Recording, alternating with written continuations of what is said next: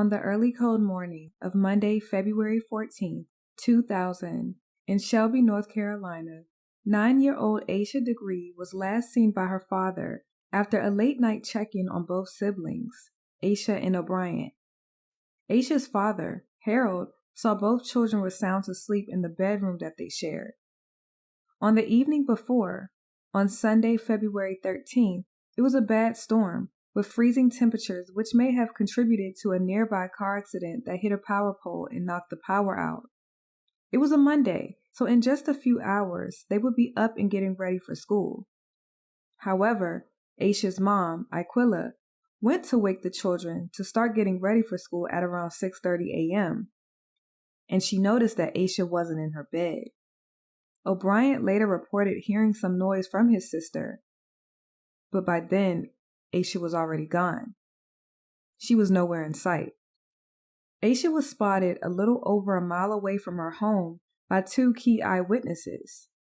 Some of her personal belongings were seemingly dropped or placed in a nearby storage shed, and there were several other odd instances that were released over a decade later relevant to her disappearance that leaves us still with over 20 years of unanswered questions and a convoluted case that is almost similar to a game of cat and mouse. It seems as if Asha left her home on her own and ventured into the cold and wet darkness of Shelby at an odd hour on that Valentine's Day morning. But why? Who was she going to meet? Where was she going? Who eventually met up with her? And where is she today? This is the Missing Found podcast. I'm your host, Jaden Harlow. Before we get into the case, I have a few details to share about the show. The Missing Found is a true crime podcast focusing mainly on unsolved missing person cases in the Black community. The cases that I cover have either gone cold, have little to no media coverage, or have gone without conclusion. You can follow the show on Instagram at The Missing Found or on Medium at The Missing Found to read our original script. I also would like to mention that we have a case suggestion form in the show notes or description box that you can complete to submit your case suggestions that are of the Black and missing. We have a Patreon that's now available for you to become a member in our private community, or the evidence room, to discuss cases deeper beyond our case analyses through live discussions, ad-free episodes, gain complimentary access to our original script, early releases and bonus content, and much more. That's exclusive for members only. The show is now available on all major podcast platforms, including Apple, Spotify, and iHeartRadio. I ask that you please like, share, and subscribe, and comment to share your thoughts on this case. This is case episode 9, The Disappearance of Asha Degree.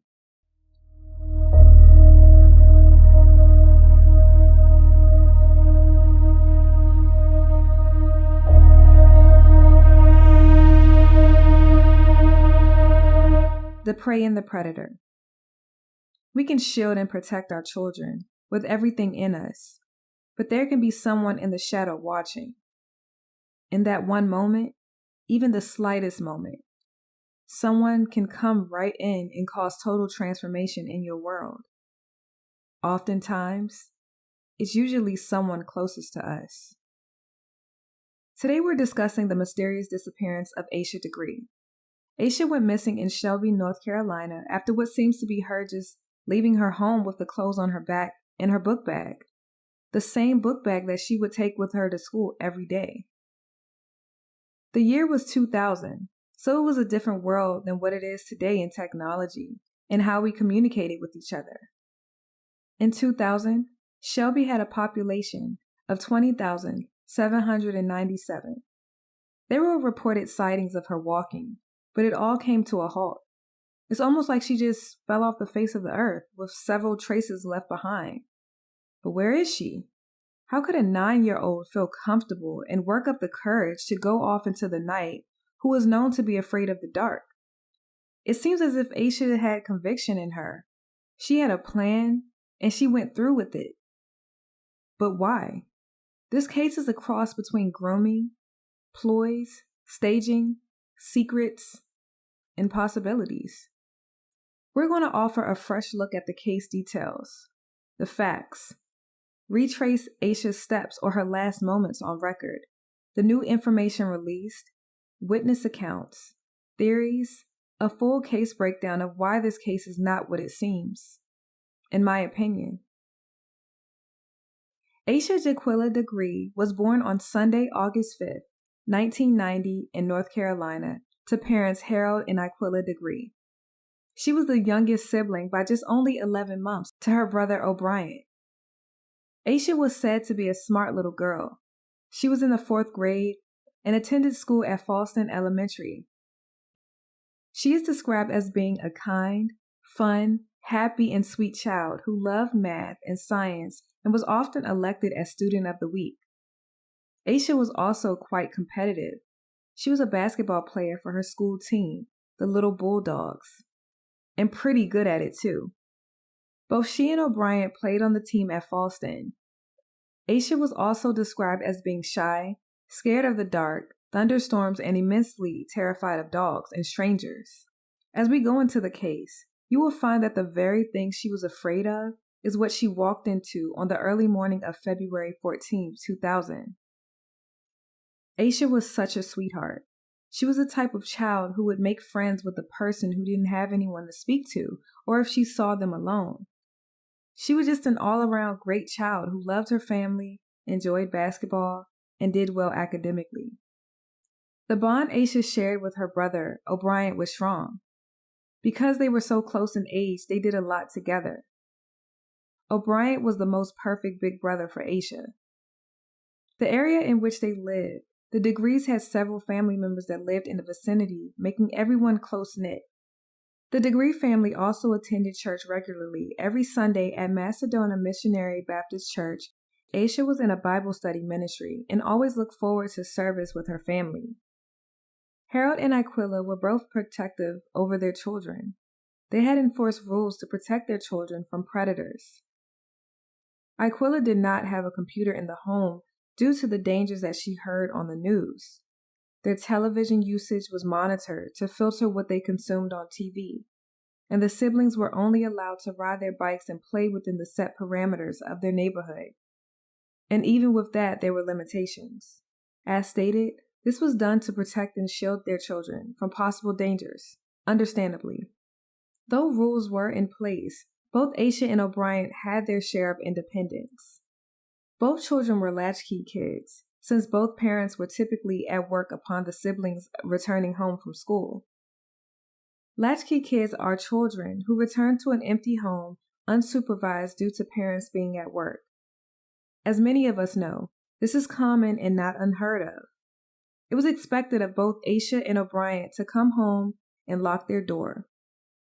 They both had shared responsibilities of letting themselves into their home, doing and completing their homework, and taking care of any chores that they had before playing outside or any leisure activities. This was standard in the Degree household, and both Asha and O'Brien had no problem with this. Aquila worked a 9-to-5 as a piano maker at Kauai American Company, and Harold worked the second shift as a dock loader at PPG. According to Sheriff Dan Crawford, on Thursday, February 10th and Friday, February 11th, Harold worked first shift, which was atypical and outside of his usual schedule. As stated, Asha was a responsible girl. She was cautious to not allow anyone into her home without her parents' permission, including other family members. There was one time that was shared where Asha's aunt, Patricia Briggs, Harold's sister, had knocked on their front door, and Asha would not open the door until her mother approved. This just communicates the safety precaution and instruction that Asha abided by from both of her parents. The final game and the loss of the season. This particular week in February, there was a 3-day weekend. On Friday, February 11th, Cleveland County schools were closed. Though school was closed, Asha's parents still had to work. Since they would be at work, Asha and O'Brien spent the day at their aunt's home, which is in the same neighborhood as the Degrees. Several of their family members lived in the community, so some of their family was in close proximity. Still, on Friday, February 11th, Both siblings went to their youth basketball practice at their school. The following day, Saturday, February 12th, it was their basketball game. The basketball game was held at Burns Middle School, located in Lawndale, North Carolina. Asha was considered to be a star player on the team. She was the point guard. Her team did exceedingly well all season and haven't lost a game yet. However, on this day, her team lost because Asha fouled out. This was a devastating loss because it was their first game that they lost all season. Asha was competitive, she was great at her sport, and she was their star player.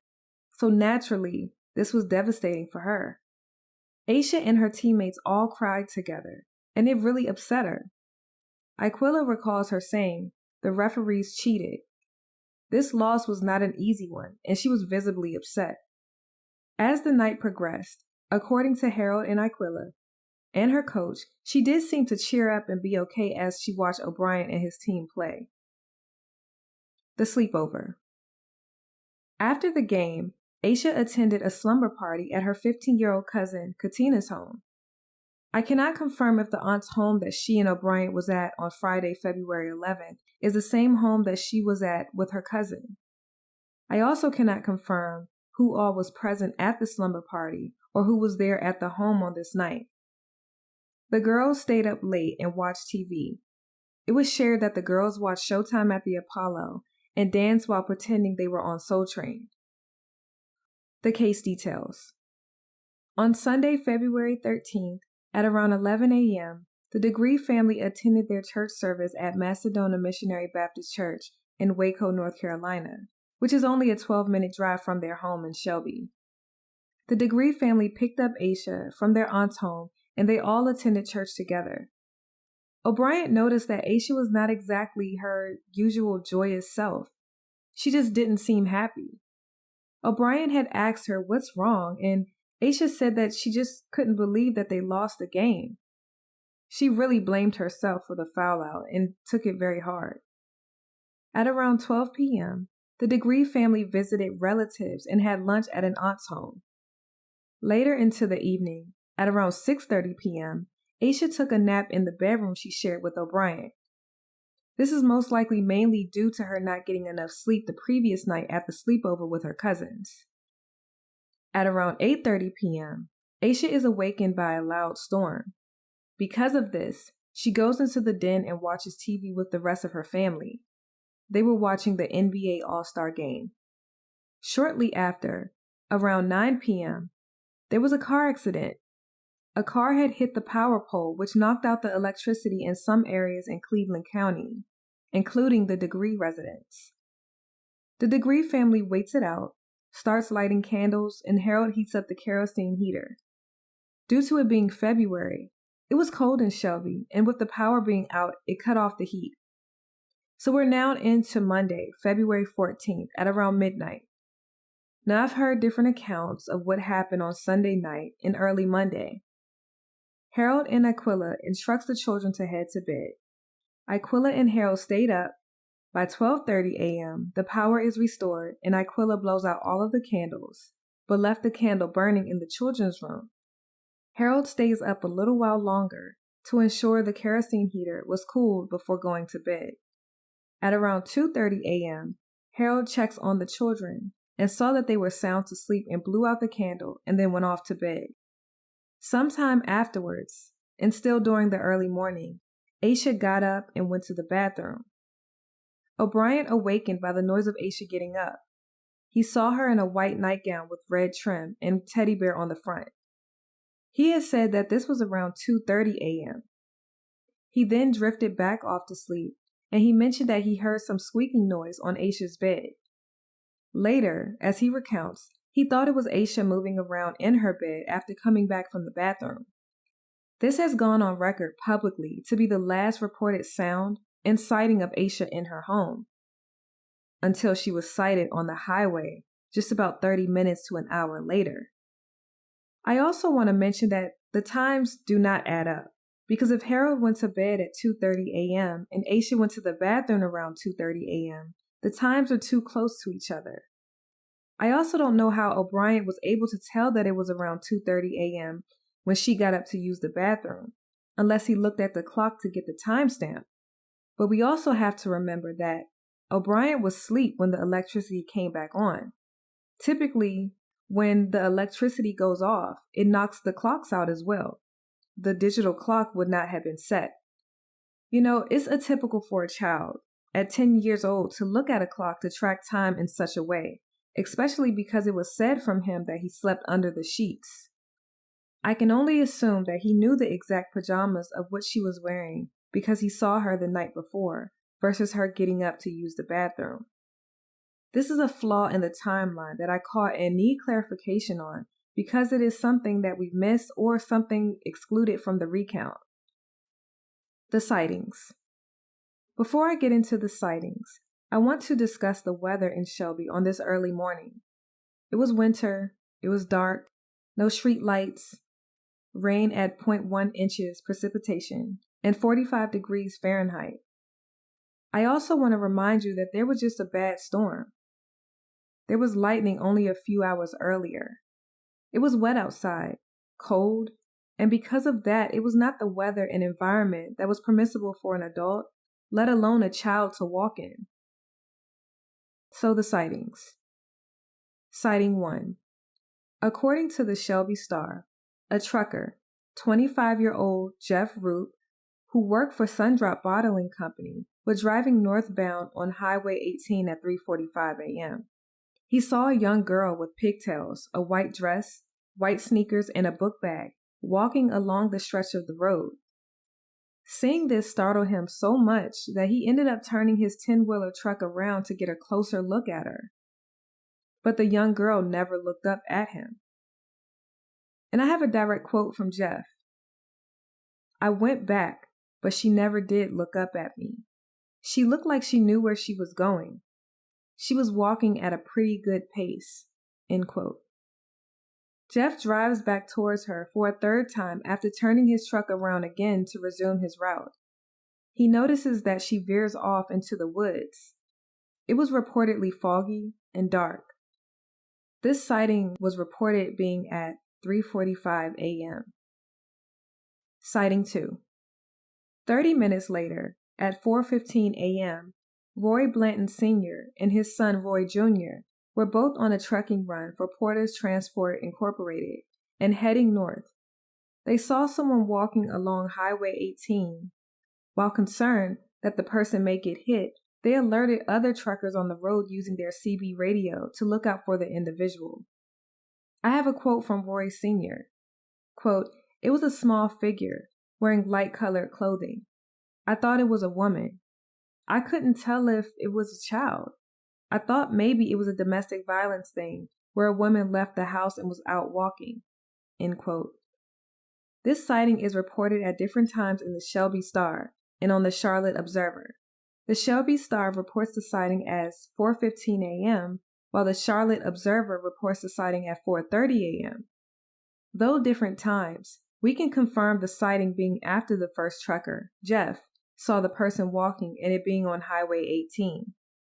I want to mention that the times presented may not be the exact estimate of time because, in my opinion, they're too exact, as you will notice with several timestamps throughout my analysis. Time is vital in any missing person case, and we need solid times. Instead of it being 4:17 a.m., they saw her at 4:15 a.m. Though possible, I doubt those times are 100% accurate, and more like a rounded up or down time. We can strongly assume that the person walking was Asha Degree due to the identifying characteristics of her clothing, hair, and the book bag that she was carrying. However, no police were called by either trucker. I also want to mention that at no times were there any sightings or reports of someone walking with or near her. This lets us know that she was or appeared to be by herself and seemingly left her home and began the walk on Highway 18. Highway 18. The highway in Falston Road, closest to Asha's home, isn't wooded and more so open land, making it easy to see when vehicles are approaching, even from a far distance. There are some patches of trees, but it is more so open. It starts at the South Carolina state line and travels north to Shelby. The highway then connects Shelby to the cities of Falston, Bellwood, Morgantown, and Wilkesboro. Highway 18 is a short walk from Asha's home to Falston Road, which is on Highway 18, which is also the assumed route that Asha took that early morning. I estimated what it would have taken her to walk from her front door to the corner of Wright Street and Falston Road to put her on Highway 18, and it is about 700 feet, and would take someone 3 minutes if they were to walk at 3 miles per hour. Later into the case analysis, we will go into exactly where Asha veered off to and the findings there. Valentine's Day and the surprise party. Iquilla woke up early this morning, around 5:45 a.m. At around 6:30 a.m., she was getting ready to start her day and wake Asha and O'Bryant up to get ready for school. The children would typically take their baths at night, but due to the storm and the power going out, they couldn't take their baths and had to take it in the morning before school.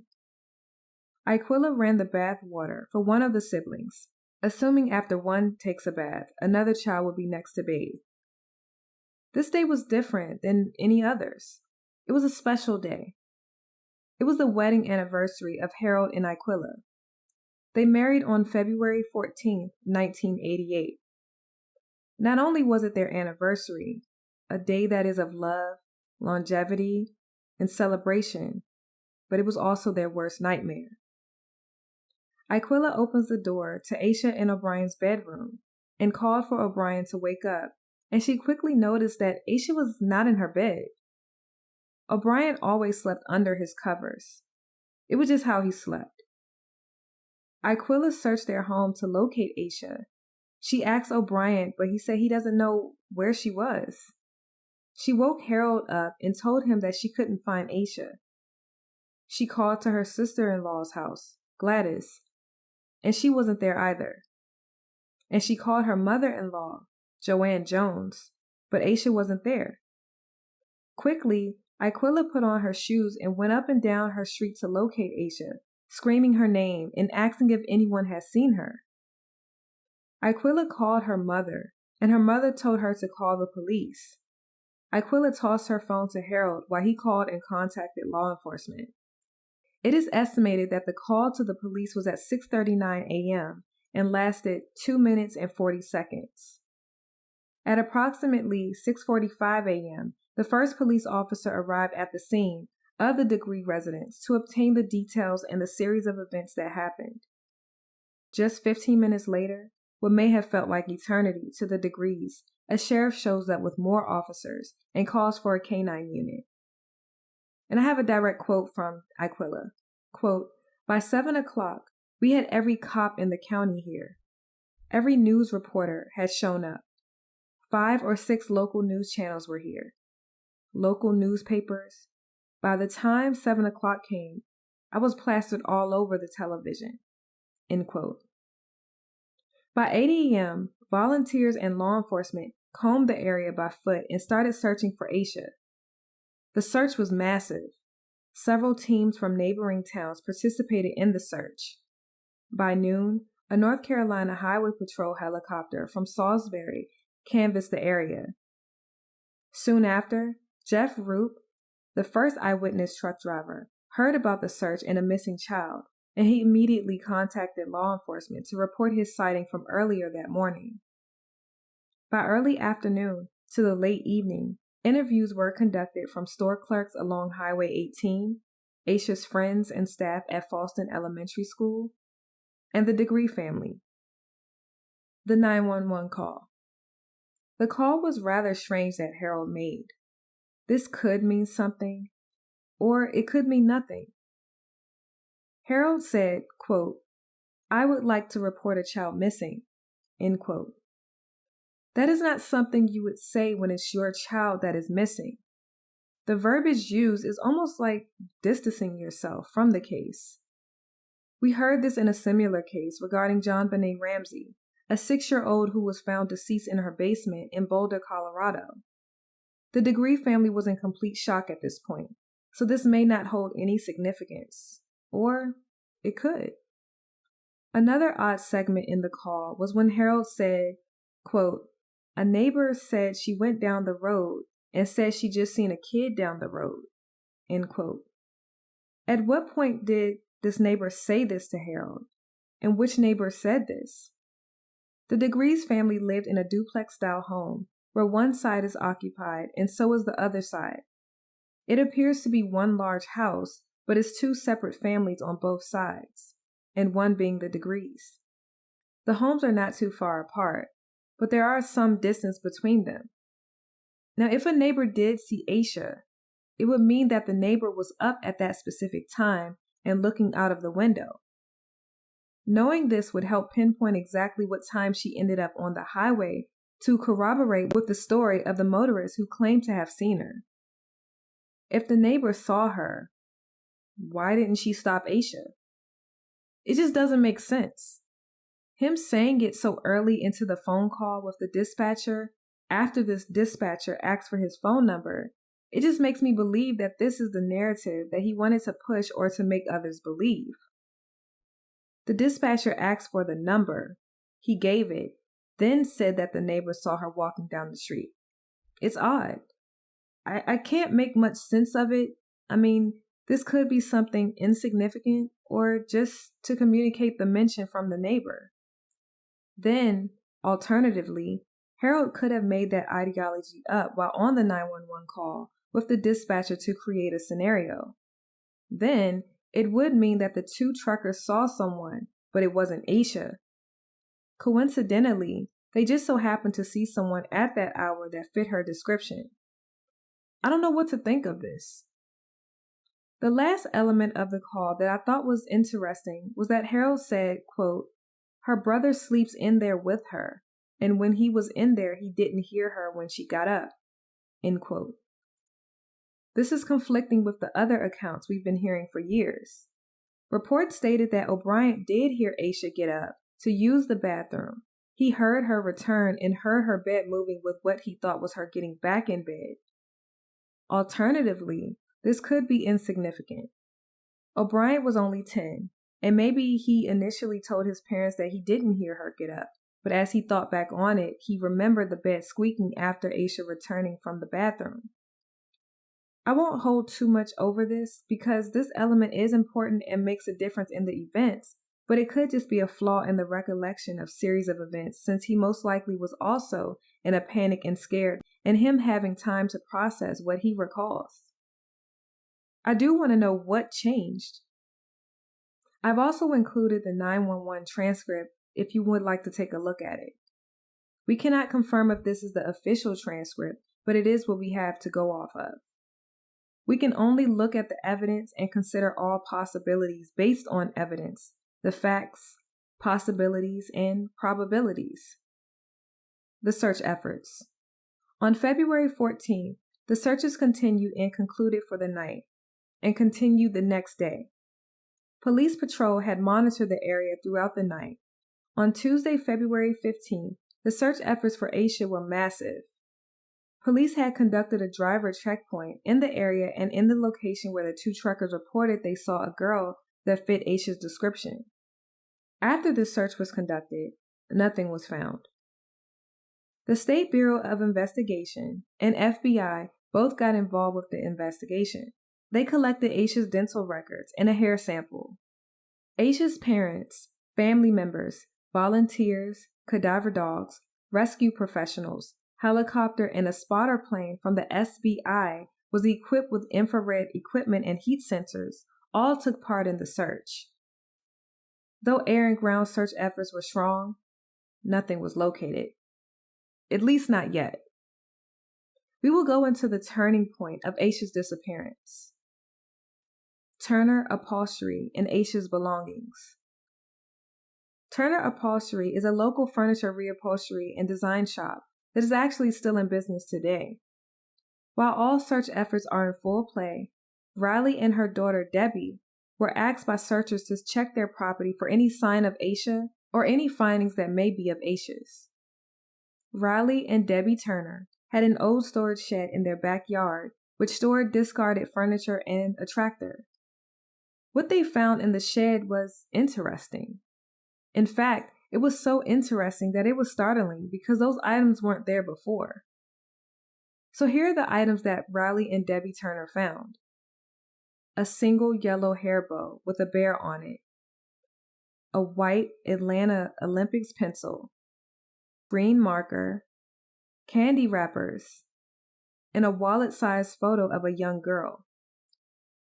On Wednesday, February 16th, the Turners showed the photo of the young girl to police, and police then showed the photo to Asha's family. No members of her family recognized the girl in the photo. Because the Degrees did not recognize the young girl in the photo, the Turners did not bother to inform law enforcement of the other aforementioned items and instead left them in a pile on their front porch. This makes no sense. At this time, police call off the air search, but continue the 25-square-mile ground search along with volunteers. Both eyewitnesses, the truckers, were called in to show exactly where they saw the young girl walking. The area that Jeff pointed out was in the vicinity of the land owned by the Turners. While still searching, a member of the search party locates candy wrappers near the shed. When the searcher asks about the candy wrappers, that's when the Turners had showed the rest of the collection of items that they found in their shed. The items that they found were confirmed to be Asha's. This was confirmed by her parents through law enforcement. The storage shed did not have a lock on it, so it was accessible to anyone. The area was also canvassed with cadaver dogs, but, oddly, Asha's scent was not picked up in the area. This could mean many things. It could mean that she was never in the area, heat and humidity, or simply poor training for the dogs. Cadaver dogs have a 95% accuracy rate, and they are only as good as their trainers. We know that heat and humidity have nothing to do with it because it was winter and the temperature was in the 40s, the low 40s.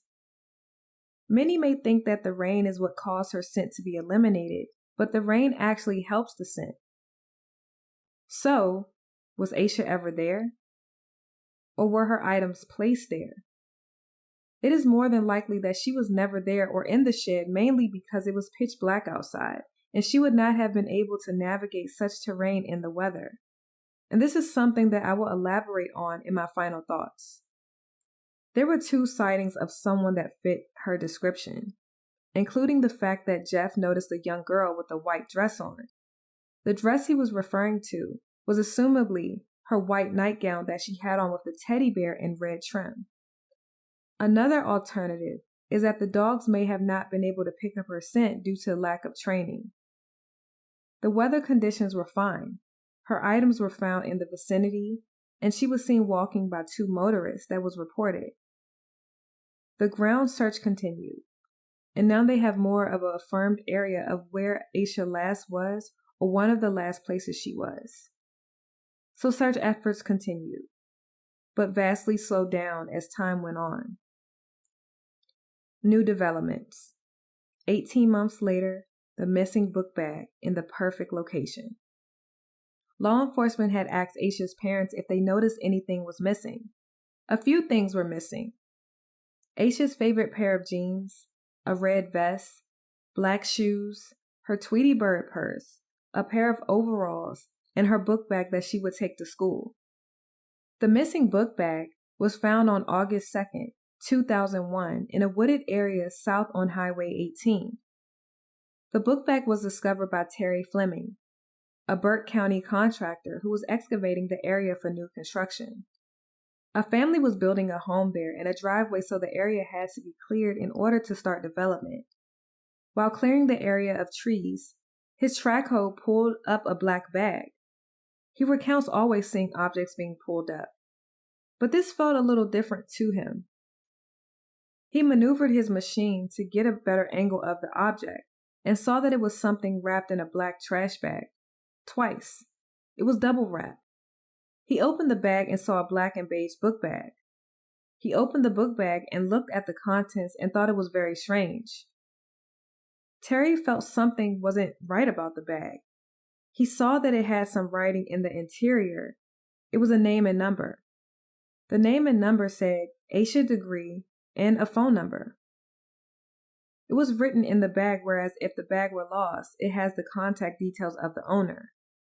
He wrote the information down on a piece of paper and took the note home. Though all of the items that were in the bag were not released publicly, we do have a few items that were. Clothing. Asha's favorite pair of jeans with the red stripe, long sleeve white nylon shirt, black overalls with Tweety bird, red vest with black trim, black and white long sleeve shirt, and her basketball uniform. Other items. Lime green Tweety bird purse, black shoes, her house key, Asha's wallet, and 3 family photos. I will break down my theory as to why these items were packed and why I don't believe Asha packed them. The bag was found less than 50 yards off the highway, 26 miles north of Shelby in Burke County, while Asha was possibly seen 26 miles south on the same road a year and a half earlier. This was reported on August 7, 2001 from the Star News. After arriving home, Terry had shown the note he wrote with Asha's name and the number to his wife, and she was shocked at the name. She recognized the name, Asha Degree, being that of the missing girl from Shelby. He immediately contacted the Burke County PD about what he discovered. I scoured Reddit. Yes, I'm a Reddit reader, and I came across someone who said that they interviewed Terry Fleming. Terry could not offer many intricate details due to the chaos surrounding the new development. Reporters following him and snooping around, news outlet interviews, and the dispute between Burke and Cleveland County and who the case should be turned over to. The book bag was found in Burke County, but Asha lived and went missing in Cleveland County. The latter had initially taken on the case. It was a back and forth between the counties because the bag was found in their jurisdiction, Burke County. Furthermore, Terry stated that the bag was not buried deep, and he doesn't recall Asha's family being present at the scene, which he found odd. Now, I don't necessarily find this odd. It was a lot going on. Perhaps they may have not wanted to end up finding their child in the woods and in that manner. We don't know, and I cannot claim that to be odd. What are the odds that in that very spot that they were clearing is the spot where this discovery is found? I also want to reiterate that the area where the book bag was found was 26 miles north. Remember, Asha was walking south, but her belongings that she took from her home was seen with her in the sightings from the truckers were in the direction of northbound. 26 miles walking would be around 11 hours of walking time at a moderate pace and 14 hours and 30 minutes at a relaxed pace. 26 miles driving at 50 miles per hour would take someone 37 minutes to drive. The speed limit for Highway 18 is 55 miles per hour. This just communicates Asha most likely did not reverse her direction and go back north, nor did she walk that distance.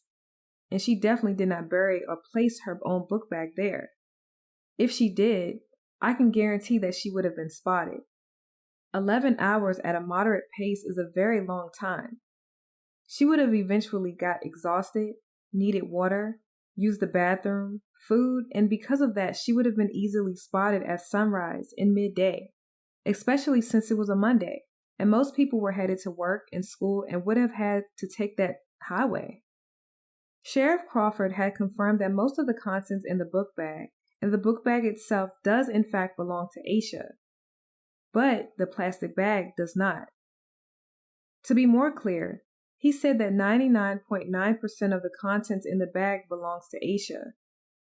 This could mean that there is one item that does not belong to her or something that offsets that percentage, making it 0.1% less than 100. This new development in the case suggests, to him, that Asha was abducted somewhere along the road after she left home. Terry also did not share or was instructed to not share the full contents in the book bag. I can say that what he found gave him an uneasy feeling. I also want to note that there have been conflicting stories of the book bag. It was not buried to be hidden or preserved, but could have ended up buried because it was a construction site. It may have been tossed from the road.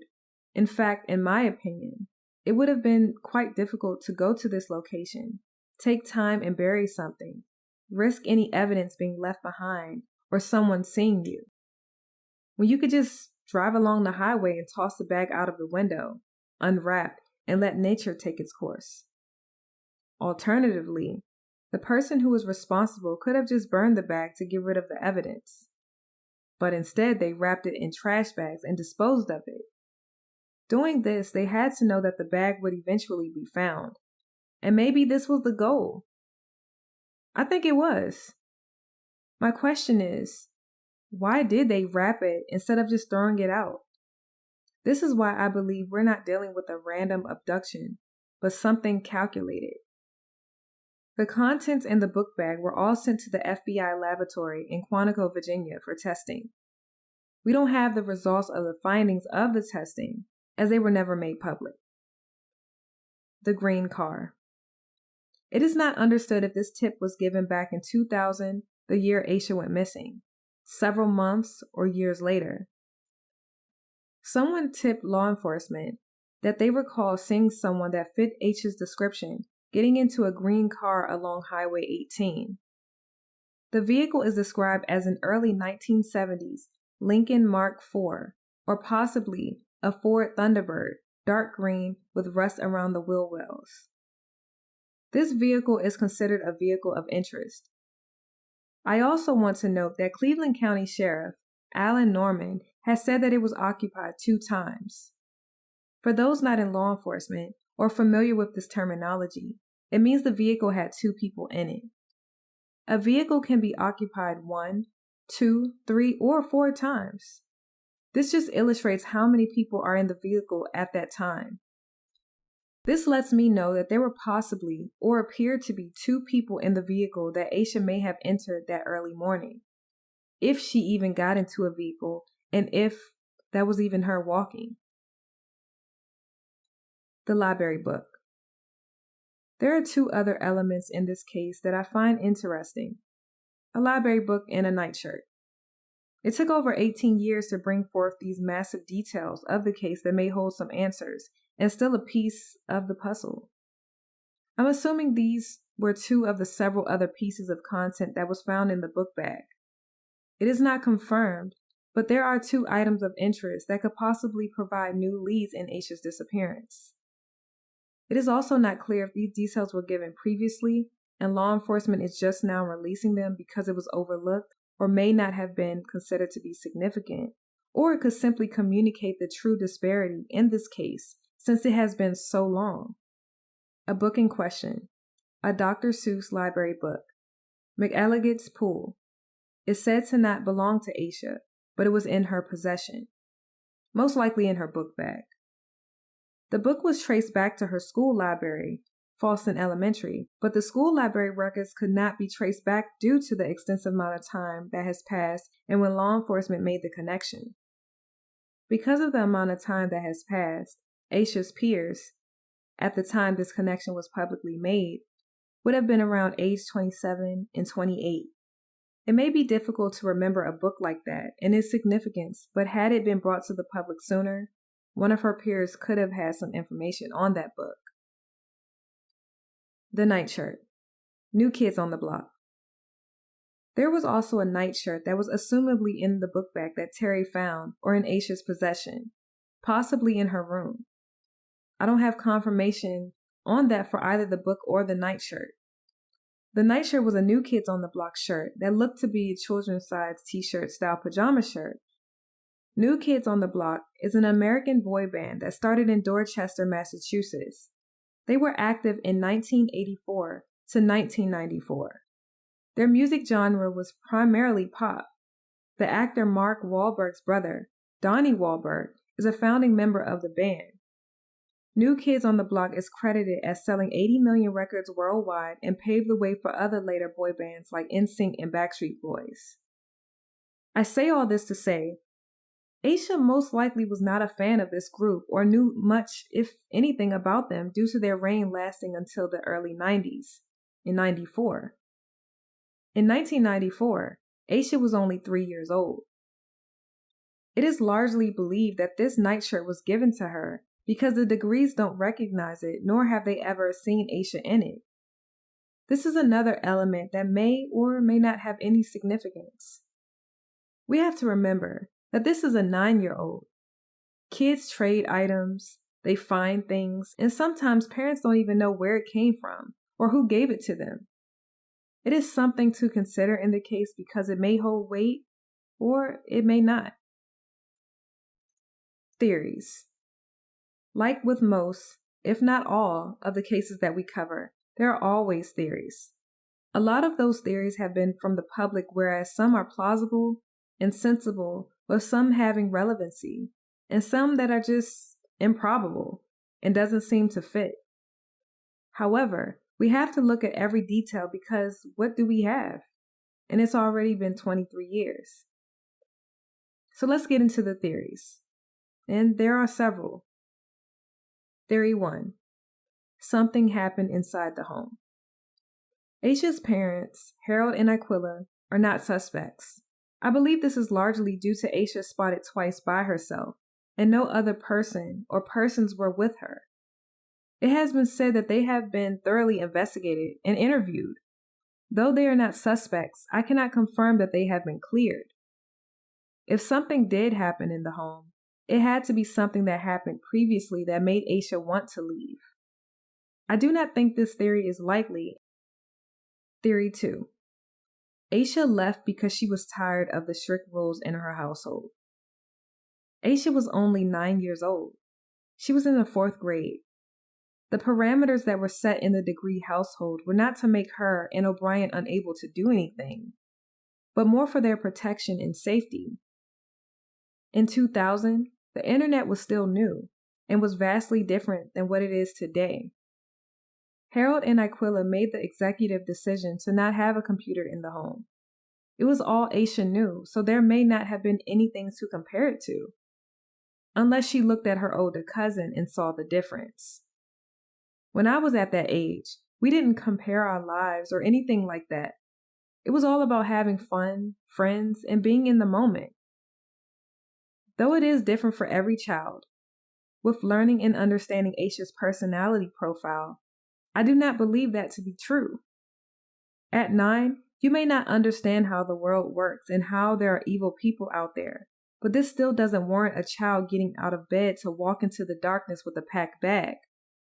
So I do not think this theory is likely. Theory 3. Asha was sleepwalking. This is another theory that I quickly disputed. The thing is, Asha has no history of sleepwalking. If she was to sleepwalk, she would have eventually came to her senses, especially in the weather conditions on that early morning. She also would have not veered off after seeing the trucker and walking off as he turned the truck around to get a better view of her. This further communicates her sense of awareness at that time, her caution to avoid strangers, and that she was cognizant of the dangers of this random person attempting to talk to her. Or in this case, most likely ask her if she was okay. The sleepwalking theory, in my opinion, is unlikely. Theory 4. The Whipping Boy Theory. The Whipping Boy by Said Fleischman is a book that Asha's 4th grade class was reading. The book is about a story of Prince Horace, who was also called Prince Brat because of his troublesome ways, who often misbehaves on purpose in order to see his whipping boy, or servant, Jimmy, get punished. Jimmy is like the fall guy to Prince Horace's bad ways. Prince Horace runs away and Jimmy follows. They go on this adventure and encounter several obstacles and troubles, but eventually return back home.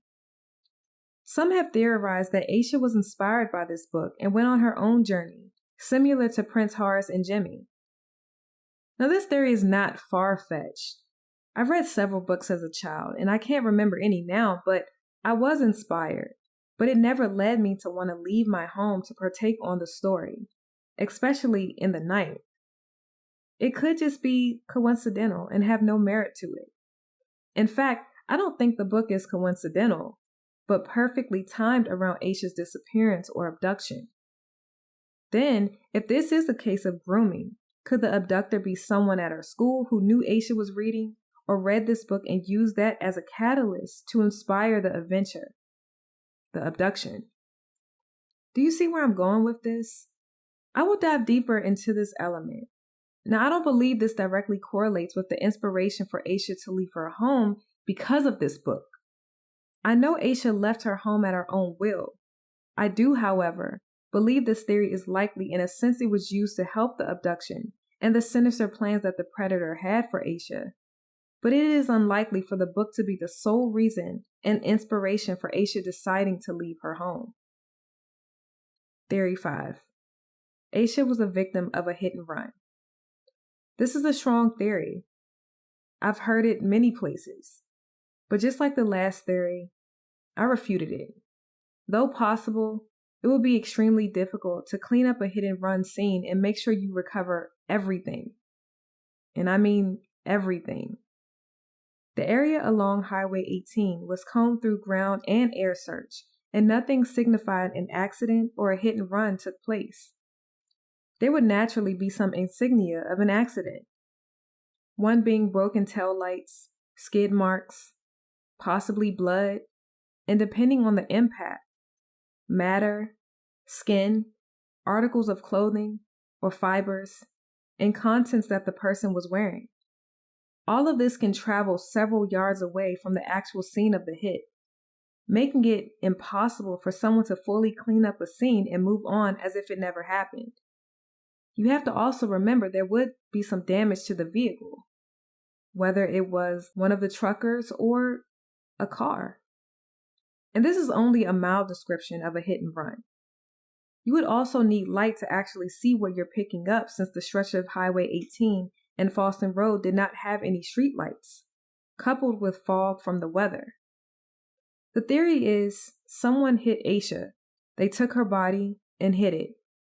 This was said by a few inmates, which later turned out to be false and proved to be self-insertion into the case.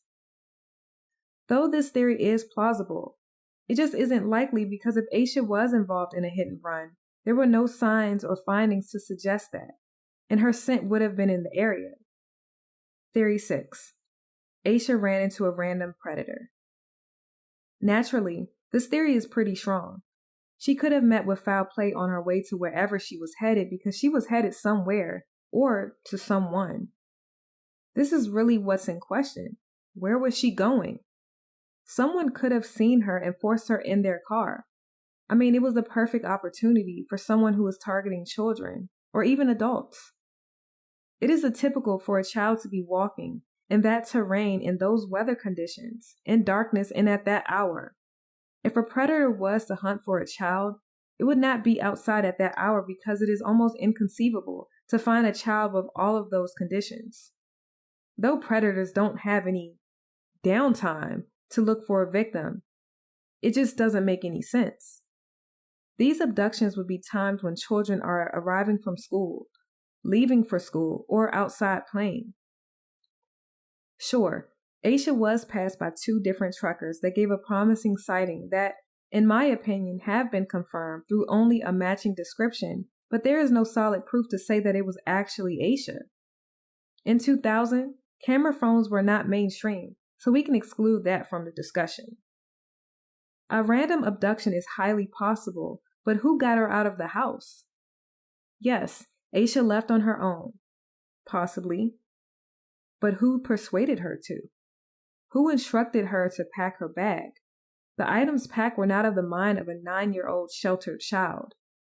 The random abduction theory makes sense, but it only makes sense if she was taken while en route to meet whomever was on the other side. This then transitions into my next theory. Theory 7. Asha was groomed. I guess you're wondering, how could she have been groomed if she had no access to a cell phone, like most children in 2000 didn't, no computer at home, and she had a very structured life with family, church, and school. School computers were checked. Nothing. This lets me know that this person was possibly someone who had consistent access to her. I do believe this theory is more than likely what occurred. My closing thoughts. This case is a convoluted one, but not so much as what we think or what the abductor wants us to think. I do believe the person involved was someone close to Asha. I will break down everything that I can. When I first heard about this case, it was in 2012. It was 12 years that Asha had been missing by then. And now, it's been 23 and still not much closer to finding Asha, what happened to her, and where is she today? At least that we know of. This case is truly a game of cat and mouse. I say that because there are several small clues. I guess you can say that it's like a riddle or a game, a hide and seek game. None of it makes sense when you look at it on the surface. Here, you have a 9-year-old girl who comes from a seemingly loving family. She has a big brother, about almost a year older, who she adored and who adored her. She did well academically. She had structure, played basketball. She had high dreams of becoming a writer. And she still had her childlike innocence since she did not have access to the internet or certain things on TV. She had fears of the dark, storms, dogs, and was said to be a very shy girl and did not want anyone mad at her. You know, everything in that last sentence sticks out to me. The very fears that she possessed are exactly what she walked into on that morning. She also did not want anyone mad at her. This is telling because it lets me know that Asha may have been what you would consider a people pleaser. With that, she did not like confrontation, did what she could to avoid it, and she wanted people to like her. Someone may have played upon that characteristic of Asha's. She knew leaving her home would make her mother and father not so happy with her.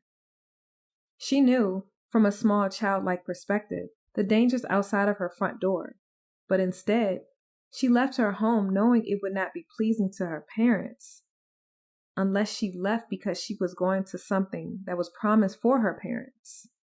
And she missed school, which would have been another factor that would have disappointed her parents. This leads me to believe that whoever is responsible was familiar with Asha and her mom and dad. Stay with me and hear me out. Asha left on the early morning of February 14th, 2000, Valentines Day, her parents' wedding anniversary. This was a special day for that reason alone. It doesn't seem like a coincidence that this person or persons involved had Asha leave on their anniversary at a time when most people would be asleep. It seems like there was a plan set in place, some form of persuasion to keep a secret because we have to do this for your parents' special day. The articles of clothing that Asha took with her in her book bag seemed perfectly fitting for a party or some form of celebration. Valentine's Day, her parents' wedding anniversary, the red vest, and her favorite jeans with the red stripe, and black, assumingly formal wear shoes. The outfits that Asha packed were complete outfits, something that a 9-year-old may not have been able to do on their own, especially a child who has such a tight-knit routine. I can't confirm, but Asha may not have experienced a slumber party outside of her family and only with her cousin, a family member, a supposed trusted individual who is in the same neighborhood or in close proximity, meaning the cousin lived only minutes away. I do wonder if there were any underclothes packed as well. This was not mentioned, but I do wonder because then it would explain that this would have been an overnight plan versus a change of clothes for the, air quote, surprise big celebration. The fact that Asha packed the red vest, her favorite jeans, and black shoes that may have been formal wear shoes just lets me know that the abductor had created a false scenario to pose to Asha to get her out of her home. If she was in on this big celebration to plan a Valentine's Day party for her parents' anniversary, it was supposed to be a secret, which is why Asha could not share her plans, not even with O'Bryant. Do you see where I'm going with this? Why else would Asha, who loved her parents, keep something like this from them, unless it was for them?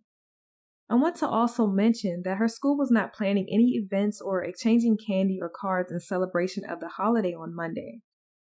This further disputes that Asha was going to school with that outfit. However, I cannot rule out that the abductor told Asha to meet them at her school to plan this false event.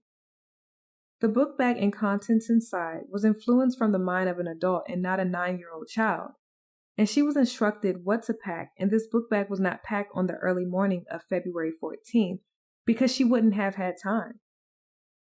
I don't even think it was packed the night before. I can't pinpoint when the bag was packed, but even law enforcement has stated that the book bag was packed over several days. I do wonder who chose Asha's clothes in the morning for school, church, or any outing. Assuming that Asha did not have a ton of clothes, but she did have outfits on rotation, and her mother or father did the laundry, when were these key pieces of clothing last worn? They had to be washed at some point. The outfits were carefully chosen as if someone knew Asha's wardrobe, or at least knew how she paired her outfits. The Tweety Bird purse paired perfectly with the overalls with Tweety Bird on it. The white long-sleeve t-shirt was weather appropriate and paired well to go under the red vest or under the overalls. If the clothing items were packed in her book bag she would carry to school, then it would mean the bag was packed sometime on Thursday after school before her 3-day weekend. If this book bag was an old book bag or one she didn't use, this would mean the clothes could have been packed days or a week or more before she walked out of the door. So now, we break things down a little further. The basketball uniform. We know that Saturday, February 12th, Asha and O'Bryant, along with their parents, attended their basketball games. Asha had fouled out and was visibly upset about it. It was their first loss of the season, and Asha felt that it was her fault of breaking their perfect record. As stated, she quickly got over it and was seen laughing with her coach and family. In her book bag, her basketball uniform was found there. Some have concluded that Asha ran away from home because she was upset about losing the game. If that was the reason she was upset and ran away, she would have not packed the very thing that is the cause of her running away. It just wouldn't make sense to the mind of a 9-year-old. This also means that she wore her uniform on Saturday for her game. When was laundry done? Did her parents typically wash her uniform right after the game, or was it to be placed in her dirty clothes basket? I bring this up because there is no mention of laundry being done in any of those days, leading up to her walking out of her front door. Remember, Asha went to her cousin's home for a slumber party after the game. They may have went home first, then left out to her cousin's home, or she left the game and went directly to her cousin's home. We have no clarification on that. Another angle would be, did Asha unpack her bag from the slumber party? If so, what did she take over there, and what did she bring back? Did Asha have a specific bag for basketball and a bag for the slumber party? Where is the bag that she took over her aunt's house for the slumber party? Was it the black and beige bag? This is something that needs clarification, and law enforcement may have the answer to this and have not been shared publicly. In order for her to pack her uniform, knowing she would be missing school, and most likely would not need her uniform for after-school practices, tell me that someone instructed her to put her uniform in the book bag, along with the other clothing and miscellaneous items, to make it appear that she ran away and took her favorite items. Do you follow me? This also further lets me know someone who was involved. The abductor or abductors had to have some form of contact with her starting on Friday after basketball practice, Saturday after her basketball game, or at her aunt's home, or Sunday during or after Bible study or church service. The only way this element to my theory would be partially refuted is if Asha had multiple basketball uniforms and it was already pre-packed along with the other items. This could be possible, but it doesn't take away the fact that whoever is responsible had to have some form of contact with her in the coming days to her leaving. The mysterious photo of the little girl. The photo of the little girl makes me feel the same today as I did in 2018 when I first heard about this new discovery. I get an eerie feeling just looking at it. The reason is because I can't say that I believe the photo is even real. Let me explain. The image is a wallet-sized photo. It looks photoshopped. It looks like the face does not fit the body. The body in the background looks old, like from an earlier time period, and the face looks more current from the 90s. The photo is of a beautiful little girl and looks to be of the same age or close age as Asha, but it just seems falsified.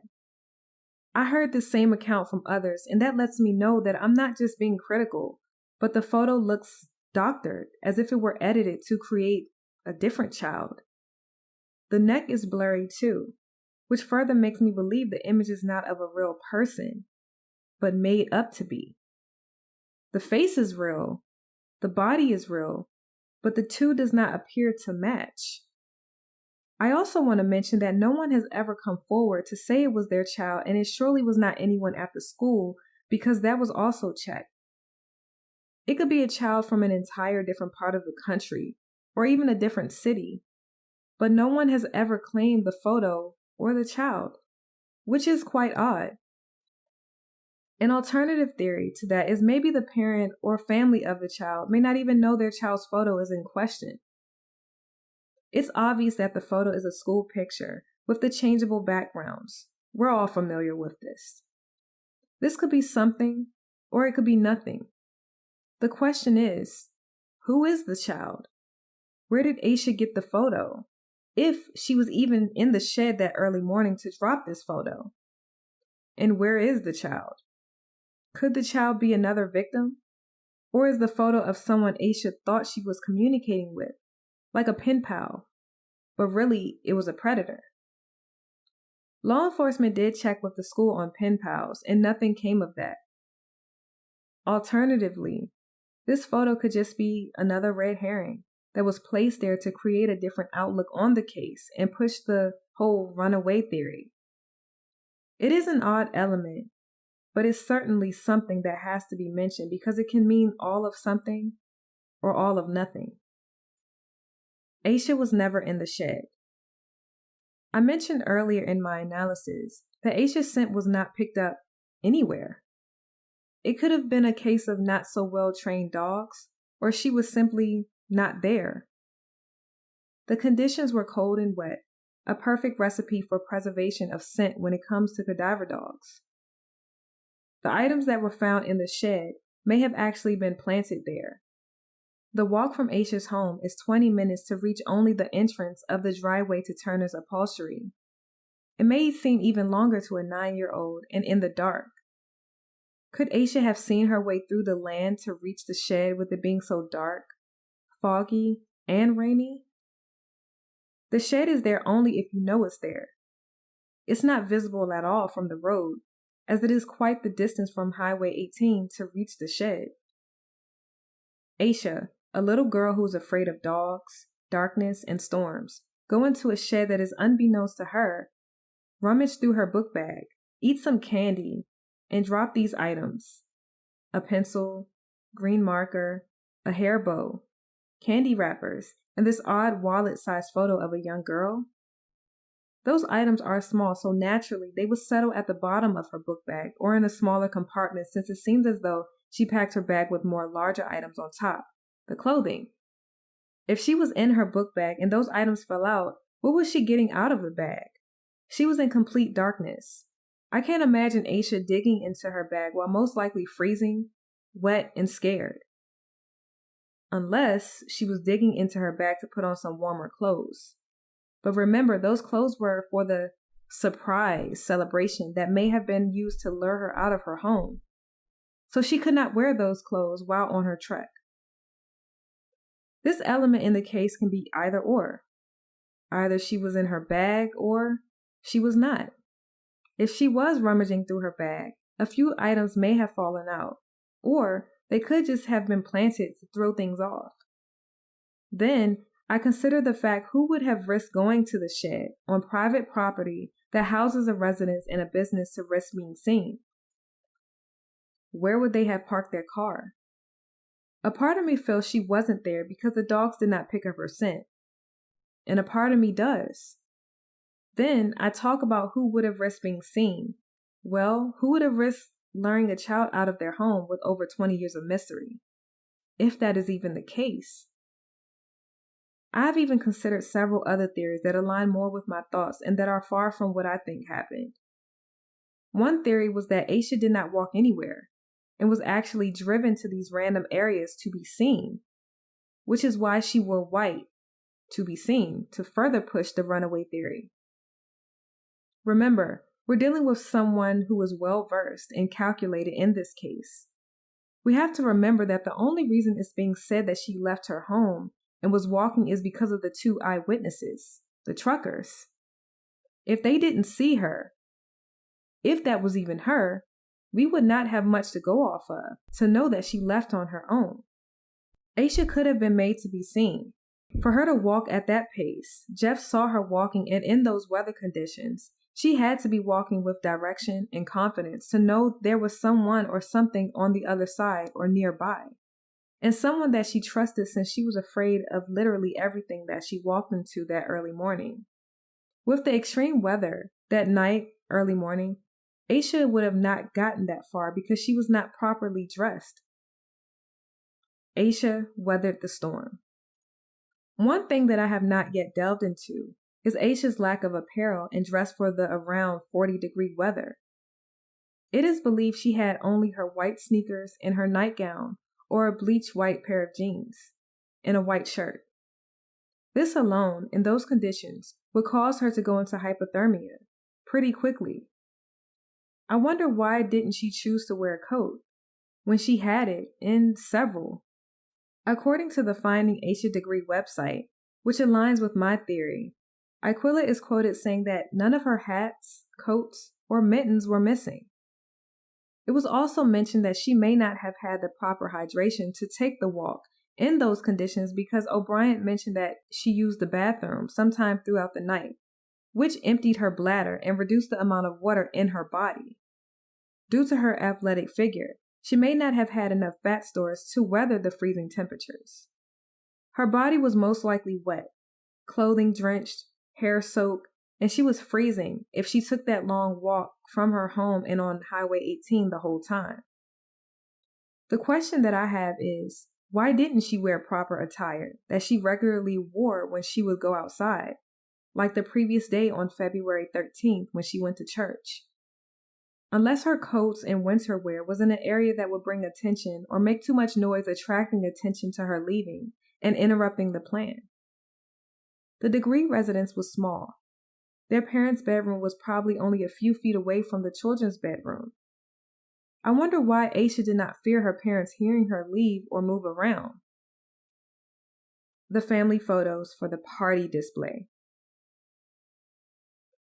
Asha packed family photos. The perpetrator knew Asha loves her family, and it further pushes the narrative that this plan of execution may have been inspired by doing something for her family. A child who leaves home with a packed bag is not going to think about taking family photos. It's just not something a child would go after. This leads me to think further that someone helped her pack this bag. They may not have physically helped her, but they instructed her on what to pack. The abductor wanted to make this appear that she ran away, which is why I believe they instructed her to take the photos, but I believe the abductor told Asha that the photos would be used as a prop or on display since the celebration is for them. The thought of her being told to pack some family photos because you would be gone for a while would be quite disturbing for Asha, especially with the strong bond and comfort she had with her parents and brother. This alone would have made Asha call off the entire ordeal and not be cooperative with it. This is why I believe the abductor could not say this and had to propose it as needing photos exclusively for the celebration. A strong risk. After reviewing all of the public facts, there is another thing that sticks out, as there are several. How confident can someone be to bet on a child waking up at a specific time, take this long walk, and meet you at a location without any form of alarm, watch, cell phone, or any device that can track time? Do you see what I'm saying? This is all speculation by looking at the facts of the case, but the time Asha left was an odd hour. It was a school day, In just a few hours, she would be up and getting ready for school. How could the abductor be sure that this plan would be successful, to have a child get up at almost 3 a.m. to leave her home? How could the abductor be sure that when Asha got up and attempted to leave that her parents weren't up or up using the bathroom like she was? Which would have corrupted the entire plan, right? She didn't know a storm was coming, but the abductor did, especially if the person was planning this. From the looks of everything, if my theory is possible, they were obsessed with the details and patient. The abductor would have watched the news to learn the weather for the coming days and made sure the plan was well suited to carry out the abduction. The last contact Asha had with someone at her school and several others was on Friday at her basketball practice and Saturday at her basketball game. Then, later that evening, she was over her 15-year-old cousin and aunt's house. Afterwards, she attended church service. Then Asha and her family went to a relative's house. Then eventually she was home and the storm happened, and the power went out due to the accident. She came in contact with a lot of people in that weekend alone. This tells me that these plans for her to leave home were made solid and official that weekend. The plans may have been made months in advance, confirmed that weekend, but the grooming was happening much longer than that. School was closed in Cleveland County on Friday, February 11th, so the last school day was on Thursday, February 10th. But she did have basketball practice that next day, Friday, the day school was closed. So out of those 3 days, Friday, Saturday, and Sunday, someone may have reiterated or made the plans with her. We have to also remember that Asha was 9. You can't make plans with a child at that age several days or even weeks or months in advance without you reminding them as the day gets closer unless something special or monumental was promised. Possibly like a planning of an event which was her parents' wedding anniversary. I can only assume, trying to view this through the eyes of a bad person, it would be to remind the child to keep it a secret and don't forget to meet them at X location on X date and at this particular time. The meeting point could have been her school, Falston Elementary. To get there by driving from her home, it would have taken only 8 minutes, but to walk there, it would have taken an hour and a half to 2 hours, depending on the route. The person may not have been planning on meeting her at the school, but instructed Asha to walk in that direction to pick her up along the way. Again, this is only if Asha even walked that far distance or if she was instructed to walk to a certain point closer to her home. I still have a hard time believing or grasping the concept of an obedient and pleasing 9-year-old child from a loving home would leave and walk into the night in those conditions and with the fears that she had. Though seemingly impossible, I don't believe Asha was running away, but running to something that was promised that would be in favor of a surprise or something special planned for someone, her parents. The abductor preyed on Asha, knew her lifestyle, and eventually gained her trust and possibly gained the trust of her parents. This case is on the basis of manipulation. Asha was an intelligent girl. She was sheltered, responsible, followed directions, loved school, enjoyed the company of family, loved her family, and was very close to her big brother. Whoever is responsible knew Asha, studied her, and knew their family structure. Asha would not have done this willingly and knowingly to make this special day for her parents into their worst nightmare. Asha was promised something, and it was too good to ignore. Whatever she was promised from the perpetrator, it was supposed to be well worth it and sure to bring smiles. Instead, it brought pain, hurt, and confusion. This concocted story is what gained Asha's trust and the ability for her to keep this secret.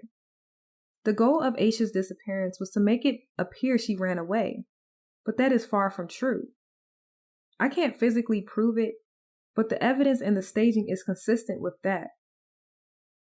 Whoever did this, they are highly skilled, organized, calculated, patient, a predator, and was hunting for a child, a specific child, Asha Degree.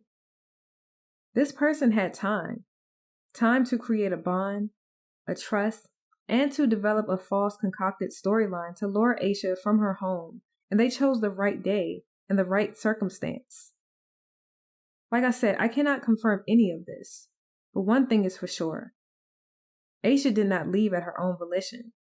Asha may have been sensible, responsible, and all of those great things, but she still was a 9-year-old child and learning about life, and had her parents to protect her. It sounds complicated, but we have to remember that this entire plan was carefully considered, planned, and executed. This is why we're here today. The person involved thought this out well. I am insinuating that someone may have been with Asha or in her shadows, if that second sighting is actually official, and also the first sighting. Initially, she was seen with only pajamas. Then eventually, through the second sighting, it was pants and a white top. This element could be a mistake of her not being in pants and a top, and it could just been the nightgown. This is something we cannot confirm. The outfits do have one thing in common. They were described as white. Could this have been purposely to attract attention to her? Could the abductor have instructed her to wear white so that she could be visible to further push the runaway narrative, and totally shifting the case, making it appear as a random abduction? A child as young as Asha would not typically know to wear a bright color in darkness, but an adult mind would. The color of choice was no coincidence, but I believe it may have been done purposely so she could be made visible to passerbys and with hopes that they would report it to further push the runaway theory. This is quite risky because it is a chance a police officer will be driving that highway and has seen her. I just think that this person is well connected. Even with my examination on what we have to work with, I still have questions. This known abductor has sent the community, law enforcement, and people like myself who analyzes cases into a game of cat and mouse. It was all staged and a ploy to make what really happened to Asha fuzzy. It's no coincidence that the book bag was seemingly or partially buried in the opposite direction that Asha was walking. I would not even be surprised if the abductor or those involved chose to put the book bag in that location because they knew the area was planning on being developed. I don't know when the bag was placed there and how soon after or how long after Asha went missing. It's almost like he or she wanted the bag to be found, just like they wanted Asha's marker, hair bow, candy wrappers, and the wallet-sized photo found. We're dealing with someone extremely smart, well thought out, calculated, most likely knows the family, and lived or still resides in the area. A random abduction in this manner is not impossible, but it may not be likely. I say this because Asha's items are too spread out. After all, she was seen walking on the rural highway alone. Again, if that was even her. This allowed for opportunity for someone to pick her up and to overtake her and force her into their vehicle, with little to no trace evidence left behind. If this was a grooming situation, this was patiently planned. A 9-year-old doesn't leave her parents and sibling that she adored in a warm bed to go outside in the dark, cold, and rainy weather with an extreme fear of dogs unless they were promised something on the other end and had assurance, or something happened inside of the home where she did not physically walk out. You know, I could be all wrong about my angle in this case. Asha may not even walked out of her house that night. Maybe no one lured her out because wouldn't they fear she would tell her parents and plans fall through? Maybe the items that were left behind are just a red herring and have no significance. She may have not even been in the shed or near it. We just don't know. Honestly, I don't know what to make of it. What we do know is that there was a third party involved with her because someone wrapped the book bag. There are so many theories, and I don't always delve into them, but I had to for this case. I can't solve this case because I don't have all of the details, but I do want to educate you on it. I do ponder on the thought, what if her parents woke up and asked Asha what she was doing? What would have been Asha's response? Would she have told her parents the plans and possibly revealed who was she going to meet? if she left out on her own? At this point, I think Cleveland County needs fresh eyes on the case and may need to consider outside sources. So much time has passed, and not much has changed. We are limited to only the reports in news outlets, and law enforcement most likely has more specifics that we don't have access to. There are so many elements in the case that are questionable. The 911 phone call that Asha's father made on the morning they saw that she was missing. Her walking out of her house into everything that she was afraid of. And we don't know much else after that. At the time of her disappearance, Asha was 9 years old, African American, stood at 4'6", female, weighed 60 pounds. She had brown eyes and black hair. Asha was last seen wearing white sneakers, a white nightshirt, white jeans, and may have been carrying a purse and/or a black book bag. If you have any information or leads in the disappearance or abduction of Asha Degree, her current whereabouts, or any information concerning Asha, it should be directed to FBI Charlotte at 704-672-6100. You can also contact Cleveland County Sheriff's Department at 704-484-4888 or your local FBI office. The FBI is offering a reward of up to $25,000 for information leading to the arrest and conviction of the person or persons responsible for Asha Degree's disappearance.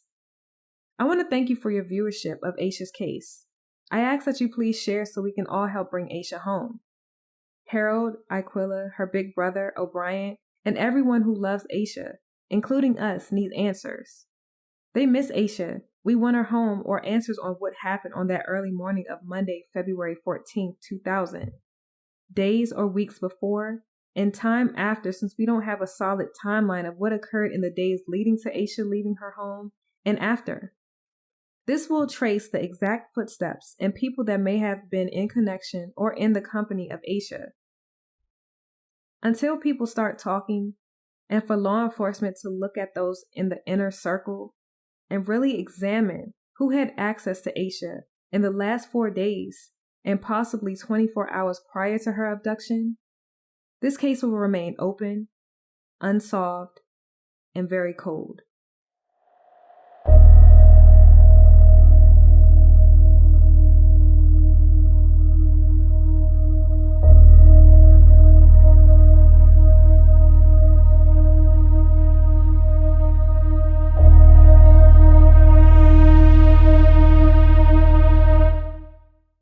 As always, please be safe, be vigilant, and always be aware of your surroundings. May God bless and keep you all. It was 20 years ago on Valentine's Day. The fourth grader is believed to have left home in the hours just before dawn, walking out of her Fallston neighborhood near Shelby, North Carolina. Witnesses saw her walking along Highway 18 within a few miles of her home. A tipster reported she possibly got into a car. More than a year later, Asha's backpack turned up at a construction site 30 miles away. Well, she is the type of child that would give you the shirt off her back. She never wanted anybody mad at her for anything. She wanted everybody to be her friend. She wanted everybody to be happy. After 20 years, I still believe my daughter is alive. I do not believe she's dead. And I know somebody knows something. I'm not crazy enough to think that a 9-year-old can disappear into thin air without somebody knowing something. Therefore, my dear brother and sisters, stand firm. Let nothing move you. Always give yourselves fully to the work of the Lord, because you know that your labor in the Lord is not in vain. 1 Corinthians 15:58.